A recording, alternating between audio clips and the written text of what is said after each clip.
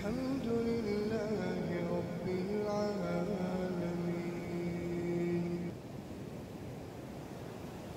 بسم الله الرحمن الرحيم. إن الحمد لله نحمده ونستعينه ونستغفره ونعوذ بالله من شرور أنفسنا ومن سيئات أعمالنا. من يهديه الله فلا مضل له ومن يضلل فلا هادي له.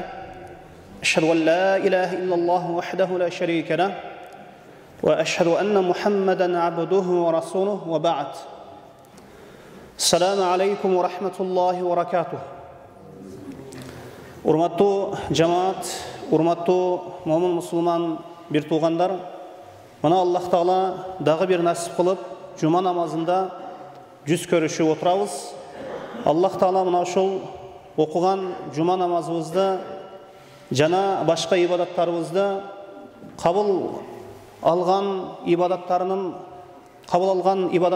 катарына кошкон болсун.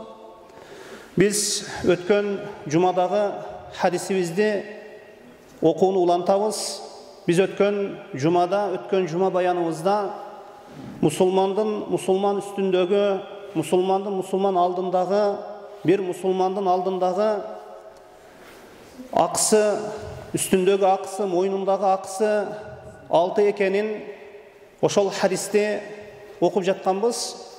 Пайгамбарыбыз саллаллаху алейхи ва саллям Абу Хурайра радыйаллаху анхудан келген хадисте мындай деп айтты. Хадисте эске салып койсом, мусулмандын хаккул муслим алал муслим ситтун. Мусулмандын бир мусулман алдындагы, үстүндөгү, мойнундагы аксы 6 деди. Өткөн жумада биз айттык биринчи акыны ва иза лакитаху фасаллим алейх. Эгер ага жолуга турган болсоң, салам бергин дедик. Эгер ага жолуга турган болсоң, салам бергин деп айтты пайгамбар саллаллаху алейхи ва саллям. Мына ошол саламга байланыштуу ошол 7 маселени айтып өткөнбүз. Эми бүгүн кийинки мусулман алдындагы, үстүндөгү, мындайча айтканда мойнундагы аксы, экинчи акы ва иза даака фажибху. Эгер сени чакыра турган болсо, жооп бергин деди. Анын чакыруусуна жооп бергин. Бул хадистин мааниси валимага чакырабы, акыйкага чакырабы, конокко чакырабы, тамакка чакырабы айырмасы жок. Бир мусулман чакыра турган болсо ага жооп берүү бул сүннөт экен. Эми бизде чакыруу десе тойго чакырууну түшүнүп калганбыз. Чакыруу десе тойго чакыруу менен чектелип калганбыз. Башка бир нерсеге чакыра турган болсо ага көп маани бербей калган адамдар. Эң негизгиси эле чакыруу десе тойго чакырууну түшүнүп калганбыз. Бирок бул мындай мааниде эмес. Эми акыйкага чакырабы, тойго чакырабы, же бир жакшы бир ишке чакырабы, же конокко чакырабы, тамакка чакырабы, эми мусулман киши жооп берүүсү керек. Эми чакырса бара бер деген эмес. Чакырылуу баракчасы келгенден алдын, же ошол чакырылгандан бир инсан бир жерге чакырылгандан кийин кичине тияк биягын караш керек. Ошол чакырууну. Эгер бир мусулман чакырса, жүр ойноп келебиз деп бир арам нерсеге чакыра турган болсо, анда мындай чакырууларга жооп берилбейт. Эми кээ бир алымдар айтышат, бул жердеги чакыруу, бул орундагы, бул хадистеги чакыруу нике валимасына чакыруу дешет. Эгер сизде кимдир бирөө жана чакыруу баракчасын берип, же өзүңүзгө келип, баланчы күнү тоюм, же нике тоюм, нике валимасына келиңиз деп чакыра турган болсо, жооп берүүңүз важип болот.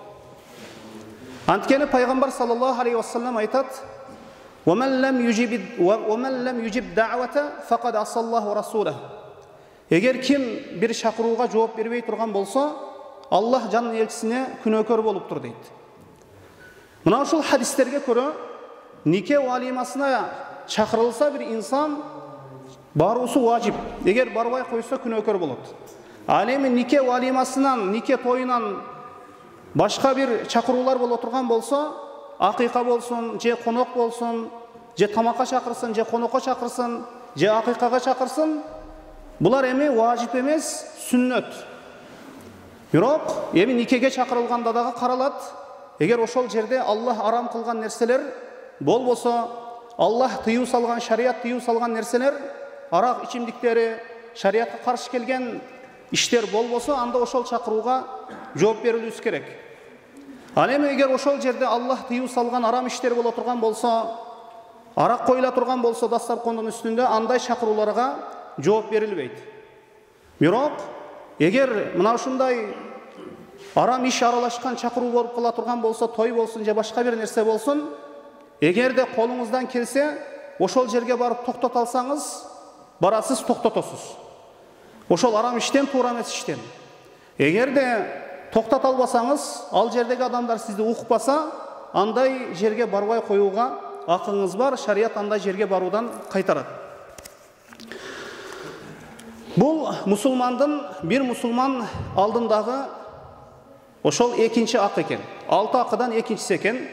Эми үчүнчүсү эгер сенден кеңеш сураса, кеңеш бергин. Мына ушуга көрө, мына ушул маселеден алына турган биринчи маселе, бир мусулман бурадар сизден бир кеңеш сураса, калыс кеңеш берүү важип. Калыс кеңеш берүү парыз болот. Эгер ошол тармакты түшүнгөн болсоңуз, эгер сурап жаткан маселесин түшүнгөн болсоңуз, билсеңиз, эгер дарыланууга байланыштуу бир маселени сурап жаткан болсо, баланчы дарыны иче бер деп, анын оорусун билбей туруп, аныктабай туруп, мындай кеңеш берүү бул болбойт.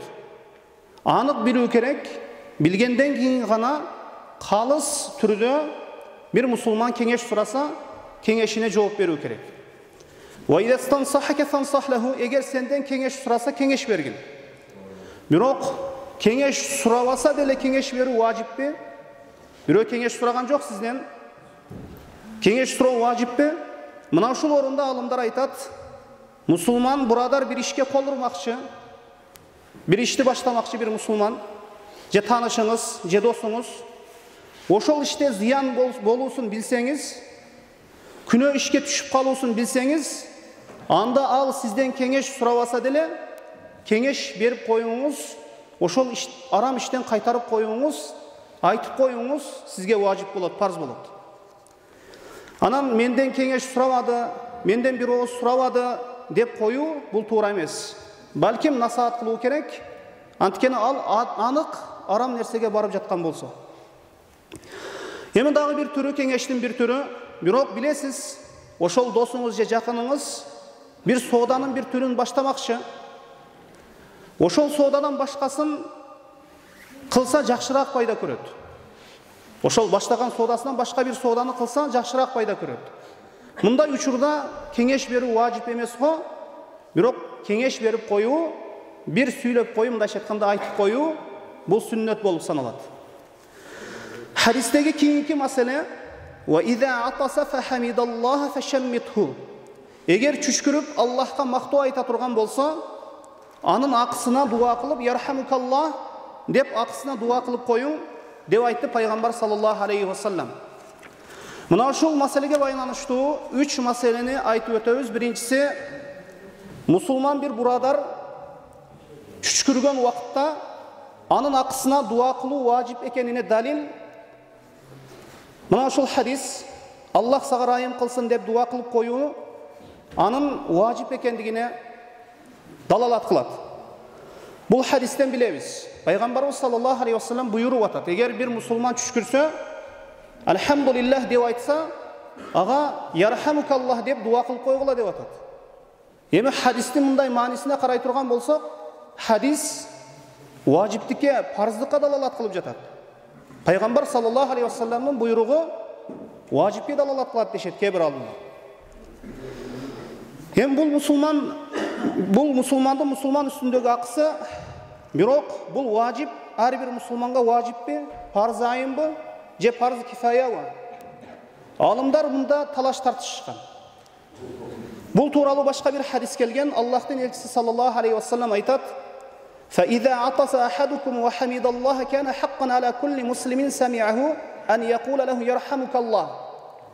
Эгер сілерден біреу түшкірсе, жана Аллахқа мақтау айтса, алхамдулиллах деп айтса, аны ұққан әрбір мұсылмандың мойнындағы ақысы, анын ақысына ярхамукаллах деп, саға Аллах райым қылсын деп дуа қылып қойусы. Әрбір мұсылманға милдет деген сөзден алымдар парыз деп айтышқан. Әрбір мұсылман ұқтуы, мынашуға дуа қылып қойусы парыз деп айтышқан. Мынашул хадисте мынашул әрбір мұсылманға милдет деген сөзден алымдар бұл парыз айын деп айтышқан.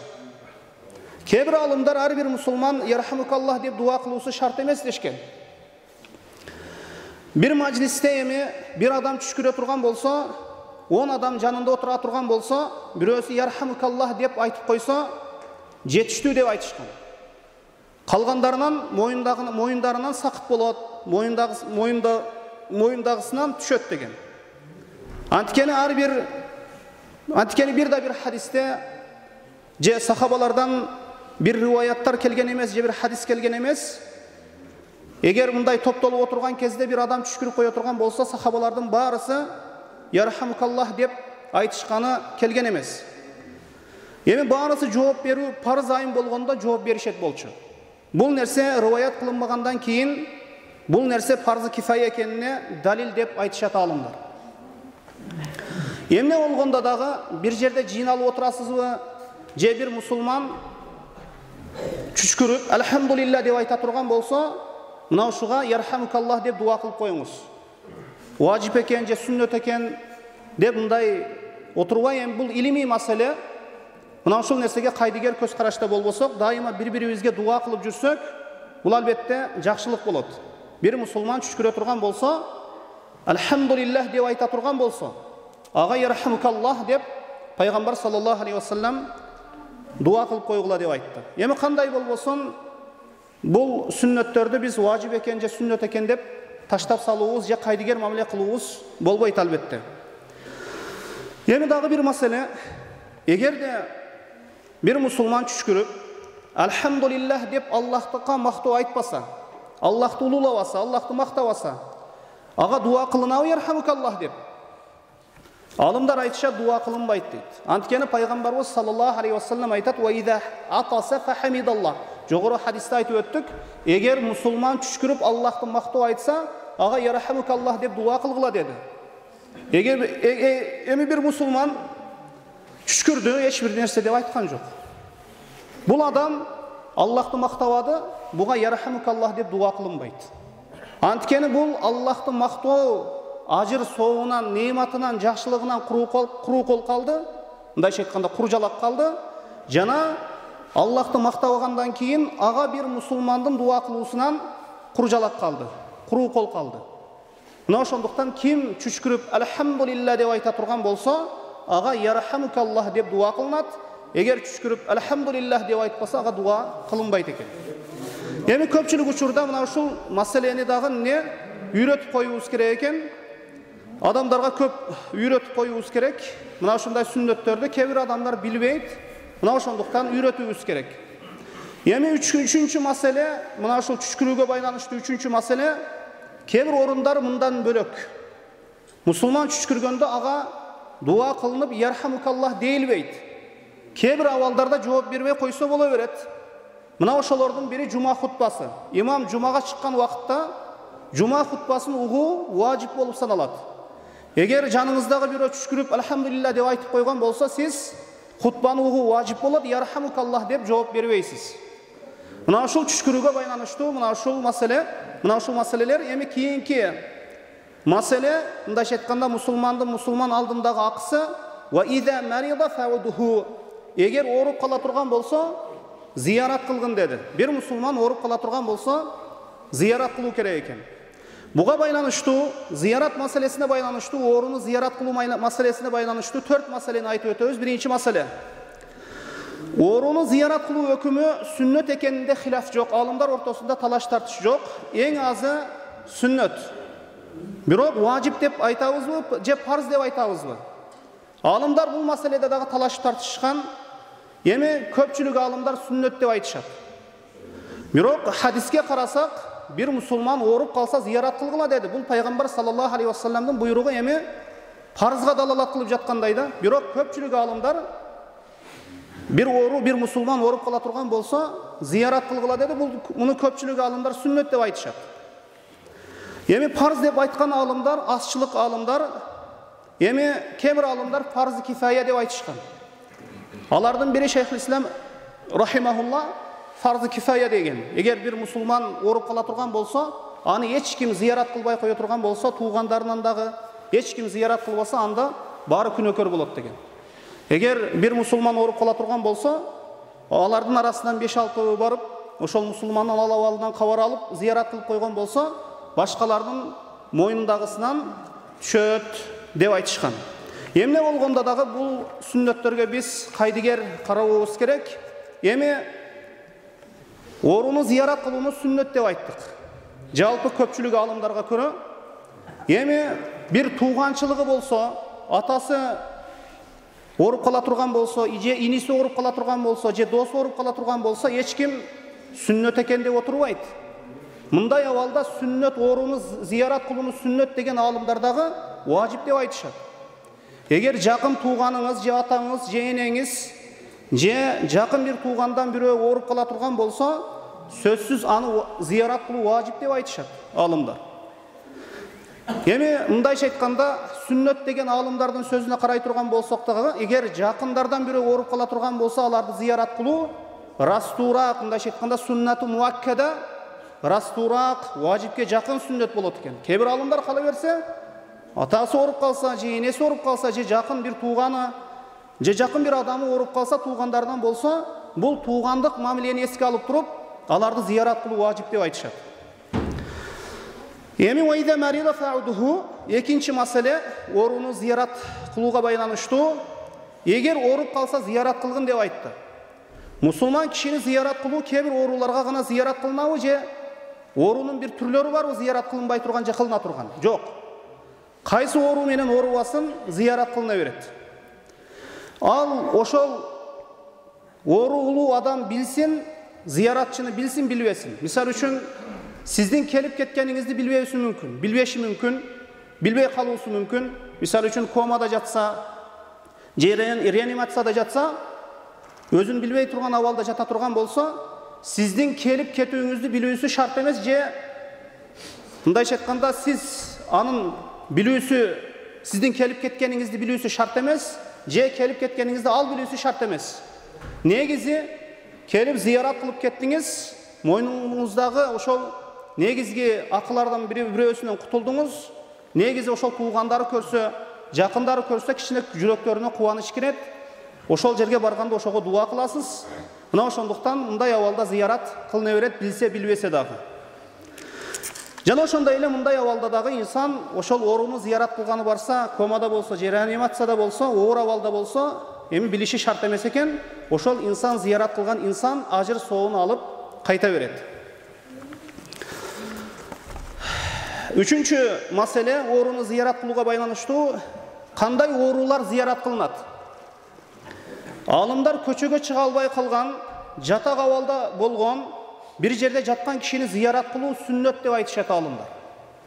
Эми бир жер ооруп жатат го, адамдардын арасында кирип чыгып жүрөт, мешитке келип кетип жүрөт, базарга барып келип кетип жүрөт. Мисалы үчүн колу гипстелген, же колу сынган, же басып мешитке кирип чыгып жүрөт, же базарга барып келип жүрөт, басып жүрөт, көчөдө чыгып, көчөдөн ошол үйүнөн чыгып кирип жүрөт.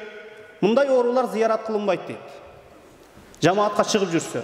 Эгер ким үйүнөн чыга албай калса, же больницада жатса, же бир төшөктө жатып кала турган болсо, мына ушундай оорулар зиярат кылынат. Эми насрани, яхудилер дагы зиярат кылынабы?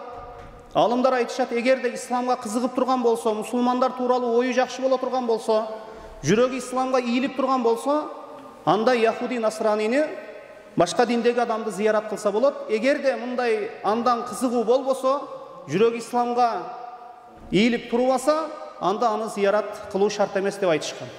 Ал эми насаллаллаху афия, эгер бир адамдын бир жакын тууганы башка динде боло турган болсо, аны зиярат кылынабы десе, алымдар айтат, тууганчылык тарабынан алынып, туугандык мамилеси болгондугу себептүү аны зиярат кылына берет деп айтышат. Эми акыркы 6-маселе Пайғамбар саллаллаху алейхи вассалам айтты: "Ва иза мата фаттаби'уху." Егер bir мұсылман өле тұрған болса, дүйнеден өте тұрған болсаңыз, аны жаназасына қатышқын деп айтты. Бұл мәселеге байланышты 4 мәселені айтып өтеміз. Birinci мәселе, жаназаға ерчу парзы кифая деп айтышады. Парыз айын емес, әр bir мұсылманға бару, қабырға чейін ерчіп барусы шарт емес. Бұл парзы кифая. Kimdir біреулер мына ушул вазифаны атқарып қойса, мұсылмандар мойнынан сақыт болады келбегендердің дағы. Егер өле тұрған болса мұсылман, анын жаназасына қатышқын дегені, ошол үйде жаназа оқылса, қабырға чейін ерчіп барғын, же мешітте оқылса, ошол қабырына чейін ерчіп баруға айтылады. Екінші мәселе, жаназаға ерчүү фазилети Абу Хурайра радияллаху анхудан риwayat кылынат. Пайғамбар саллаллаху алейхи вассалам айтат: "Мен шахидал жаназата хатта юсалла алейха фалаху қират." Ким bir жаназаға куә болса, жаназаға қатысса, намаз оқылғанға чейін аға bir қираат сауап беріледі дейді. Жаназасын оқып қойған болса, bir қираат сауап беріледі. "Ва мен шахидаха хатта tudfana falahu qiratan." Ким эми ошол өлгөн киши көмүлгөнгө чейин көө боло турган болсо, 2 кыйрат сауап берилет дейт. Ошондо Аллахтын элчиси саллаллаху алейхи вассалам, о Аллахтын элчиси, "Ва мал қиратан?" Кала мислул жабалайнил азимайн. Пайгамбарыбыз саллаллаху алейхи вассаламдан сурашты, ошол 2 кыйрат дегениңиз эмне деп сурашты эле. Пайгамбарыбыз саллаллаху алейхи вассалам 2 чоңдой тоо деген. 2 чоң тоо деген. Кебир имам Муслим рахимахуллахнын риwayatында Ухуд тоосунда 2 чоң болгон тоо дейт. Мына ушул жаназаға барған киши мына ушул нерсени сезе билиш керек. Чоң bir соопту алганга, ошолго жетишкенге, ошону колго киргизгенге аракет кылып, ниетти түздөп баруу керек. Эгер жаназаға мындай барбоо керек. Кебирлер атам өлгөндө келген, атамдын жаназасында келген, барып көрүнүп койбосом уят болот. Же елге чыгып жаназаға катышып койбосок элден бөлүнүп калабыз деген мына ушундай ниеттер менен келе турган болсо, нол пайгамбар саллаллаху алейхи вассалам айткан жаназанын соогуна жетишпей калат. Мына ошондуктан жаназаға чыгуучу инсан үйүнөн чыгып кетип жатканда кичине bir ойлонуп, пайгамбарыбыз саллаллаху алейхи вассалам жаназа тууралуу айткан ажыр соопторду bir эсине алып, андан кийин жаназаға чыкса, жанагы пайгамбарыбыз саллаллаху алейхи вассалам айткан жаназанын соогуна жетишкен болот. Үчүнчү маселе, эгер жаназаға эрчүүдө күнөө боло турган болсо, эрчип баруу важип эмес деп айтышат алымдар. Мисалы үчүн эрчип барбаса деле боло берет. Мисалы, кебирлер музыка коюп алышат. Кебирлер оон, күү, мына ушундай нерселер менен алып барып көмүшөт. Кебир адамдар адатына көрө мына ушундай күүлөр, оондор, музыкалар менен алып барып көмөт. Мындай жаназаларга эрчип барбай койсо боло берет. Анткени ал жерде шариятка каршы иш болгондугу үчүн, жана шариятка ылайык жанагы мусулман көмүлбөгөндүгү үчүн. Төртүнчү маселе, жаназаға ерчип жатқан кишиге берилип жатқан бул фазилеттерден эң негизги көздөлгөн максат эмне? Жаназаға ерчип бара турган киши bir ибрат алуусу керек.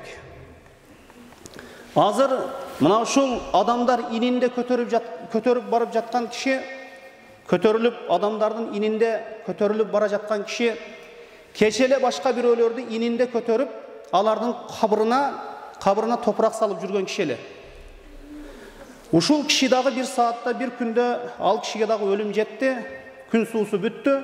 Менин дагы мына ушундай күнүм бар bir күн. Bir күн келип мен дагы bir саатта, bir убакытта жан беремин.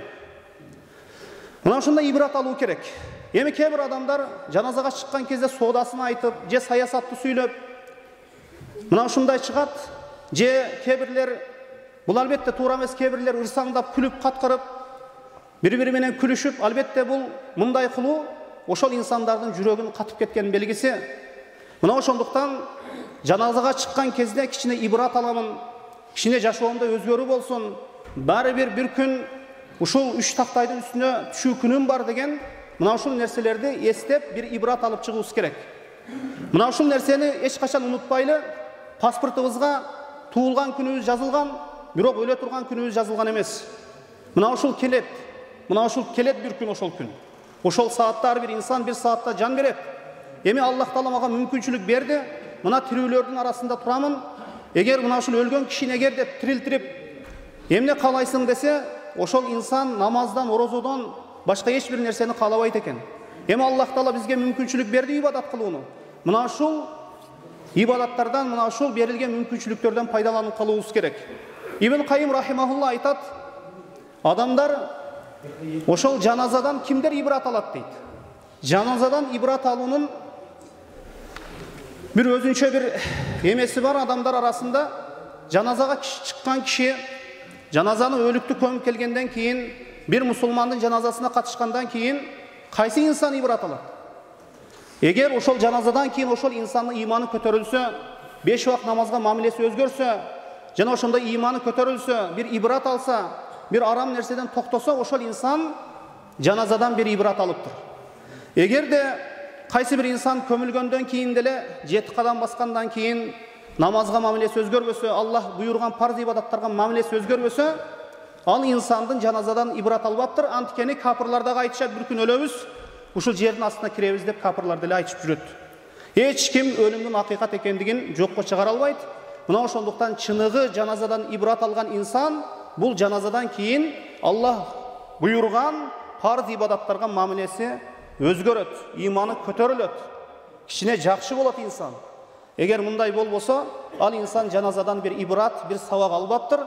Анткени капырлар деле айтат, өлөбүз, bir күн келебиз, ошо жердин артына деген, жердин астына деген алар деле айтып жүрөт. Мындай инсан, bir өзгөрүү болбогон инсан, сөзүндө, амалында өзгөрүү болбогон инсан жаназадан bir ибрат албаптыр деп айтышат алымдар. Биз мусулман үстүндөгү 6 мойнундагы bir мусулмандын алдындагы bir мусулмандын үстүндөгү bir 6 акыны айтып өттүк.